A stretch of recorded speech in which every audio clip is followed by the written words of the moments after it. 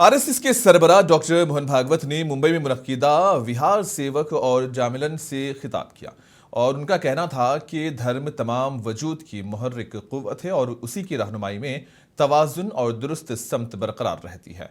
इन्होंने कहा कि अगर इंसान धर्म की गाड़ी सवार रहे तो कभी किसी हादसे का सामना नहीं होगा।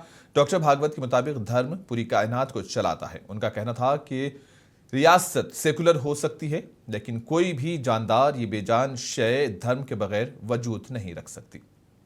आरएसएस सरबराह के मुताबिक जब तक भारतवर्ष धर्म की रहनुमाई में आगे बढ़ता रहेगा वो विश्व गुरु बना रहेगा।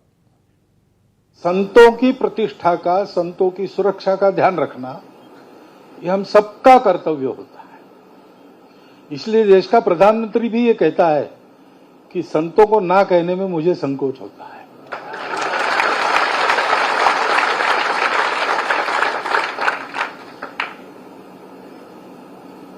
ये हमने बहुत पवित्र काम उठाया है।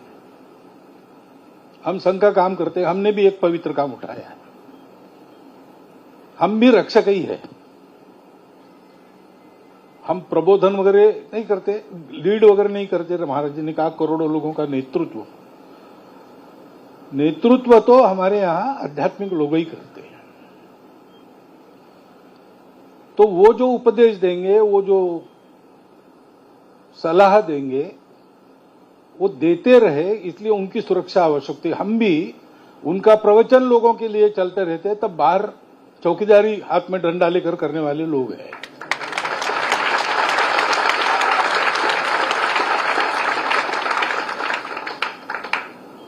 और इसलिए हमारा ये काम होता रहे, अच्छे से होता रहे। ये करते करते हमारा जीवन भी पवित्र हो, इसके लिए कुछ समान बातें आपको भी ध्यान में रखनी चाहिए, हमको भी ध्यान में रखनी होती है। वास्तव में यहां खड़ा होकर इनके सामने बोलने की मेरा अधिकार नहीं है, परंतु उन्हीं की आज्ञा से मैं बोल रहा हूं। बात ऐसी है कि हमको सदैव ध्यान में रखना चाहिए कि हम वाहन है।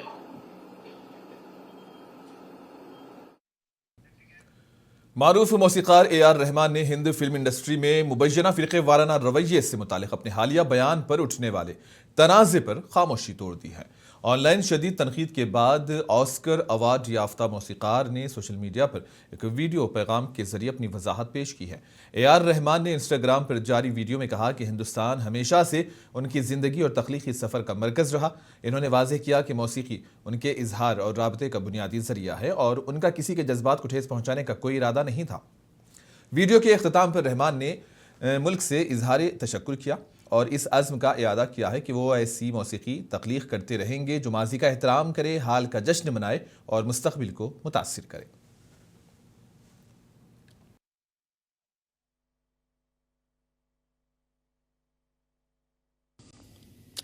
India is my inspiration, my teacher and my home. I understand that intentions can sometimes be misunderstood. But my purpose has always been to uplift, honor and serve through music.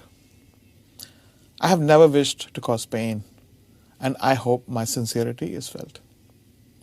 I feel blessed to be Indian, which enables to create a space which always allows freedom of expression and celebrates multicultural voices. From nurturing Jala, presented at the Wave Summit in front of the Honorable Prime Minister and Ruhi Noor, to collaborating with the young Naga musicians to create a string orchestra, to mentoring the Sunshine Orchestra, also building Secret Mountain, India's first multicultural virtual band, and the honor of scoring Ramayana alongside Hans Zimmer.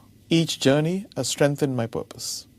I remain grateful to this nation and committed to music that honors the past, celebrates the present, and inspires the future.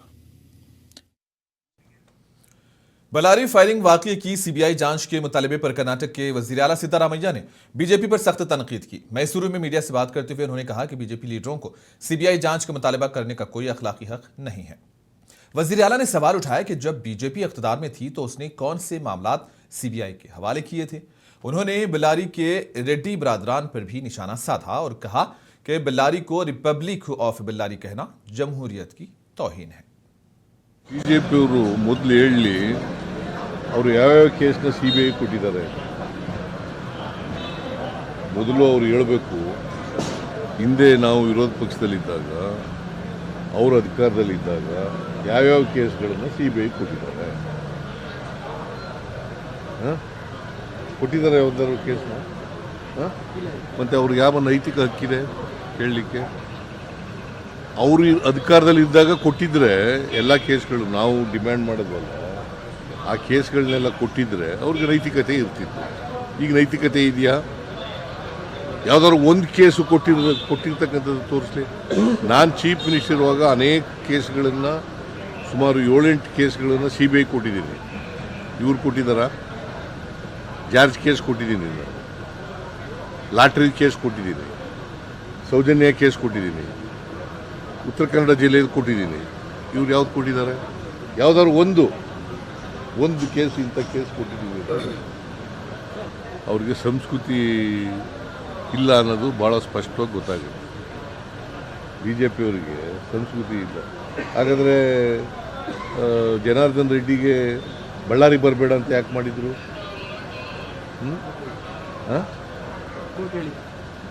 Ballari republic of Ballari ಅಂತ ಮಾಡಿದವ್ರು ಯಾರು ಬರೆದಿದ್ದದು? ಸಂತೋಷ್ ಹೆಗ್ಡೆಯವರು ಲೋಕಾಯುಕ್ತರಾಗಿದ್ದಾಗ ವರದಿ ಕೊಟ್ಟಿದ್ದಾರೆ. Republic of Ballari ಅಂತ ಬರೆದವ್ರು ಯಾರು? चेन्नई बैरुल अक़वामी किताब मेले की आज इख्तितामी तकरीब थी, जिसमें तमिलनाडु के वज़ीर आला M.K. स्टालिन ने शिरकत की। इस मौके पर स्कूली तालीम के वज़ीर अम्बल महेश, मारूफ अदीबा बानू मुश्ताक और दीगर मुअज़्ज़ज़ शख्सियात ने शिरकत की। स्कूली तालीम के वज़ीर अम्बल महेश ने कहा कि किताब मेले के आगाज़ में 24 ममालिक शरीक थे, जबकि आज 102 ममालिक की शिरकत तमिलनाडु के लिए बाइस फ़ख्र है। वज़ीर आला M.K. स्टालिन ने इख्तितामी तकरीब में तर्जुमा की गई किताबों की रौनुमाई अंजाम दी। स्टालिन ने इसी दौरान तबसरा किया कि मरकजी हुकूमत की सियासी मुदाखलत और तंग नजरी की वजह से इस साल के साहित्य अवार्ड के ऐलान में ताख़ीर हुई है और इसी के पेश नज़र खुद तमिलनाडु हुकूमत अब हिंदुस्तानी ज़बानों में शाये होने वाली बेहतरीन अदबी तख्लीक़ात को सालाना क्लासिकल लिटरेचर अवार्ड से नवाजेगी।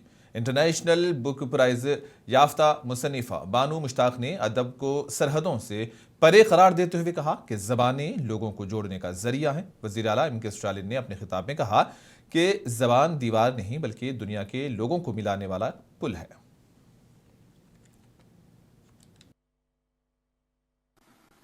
வாசிப்பு மூலமாக தமிழ்நாட்டில் இருக்கிற ஒவ்வொரு வீட்டிலையும் அறிவு பரவ வேண்டும் என்று ஏராளமான முன்னெடுப்புகளை நம்ம திராவிட மாடல் அரசு சார்பில் எடுத்து செய்து கொண்டிருக்கிறோம். அதுல முக்கியமானதுதான் புத்தக திருவிழாக்கள். எழுத்தாளர்கள், பதிப்பாளர்கள், விற்பனையாளர்கள், வாசகர்கள் எல்லாருக்குமான உறவு பாலமாக இந்த புத்தக திருவிழாவை சிறப்பாக நாம் நடத்தி கொண்டிருக்கிறோம். தலைநகரான சென்னையில மட்டும் இல்லாம தமிழ்நாட்டில் இருக்கக்கூடிய அனைத்து மாவட்டங்களையும் புத்தக திருவிழாக்களை தொடர்ந்து நடத்திக்கிட்டு இருக்கிறோம். இதோட தொடர்ச்சியாகத்தான் இந்த 4வது சென்னை பன்னாட்டு புத்தக திருவிழா நடந்து கொண்டிருக்கிறது. 102 நாடுகளோட பங்கேற்போடு சிந்தனையுடைய ஊற்றாக, பண்பாட்டின் கருவூலமாக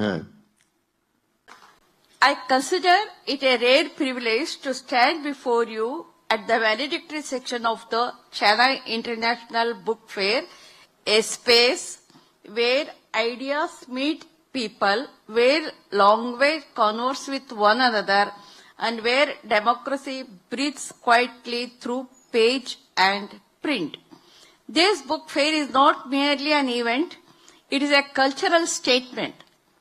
It declares without noise or aggression that books still matter, ideas still matter, and that reading remains one of the most profound acts of citizenship. Let me begin by acknowledging something truly remarkable. The government of Tamil Nadu, under the leadership of the Honorable Chief Minister, has consistently worked to institutionalize book culture as a public good. This venerable culture event vividly reflects Tamil Nadu's forward-looking vision in promotion, intellectual dialogue, and building bridges between civilizations. I personally witnessed the exceptional warmth and miscellaneous organization which employed the spirit of Atiti Devo Bhava. The guest is like God in its most splendid form. This made my participation memorable not only as a professional engagement, but as a human occasion that brought to us together under the sky of culture and literature. I thank you once again for this precious opportunity.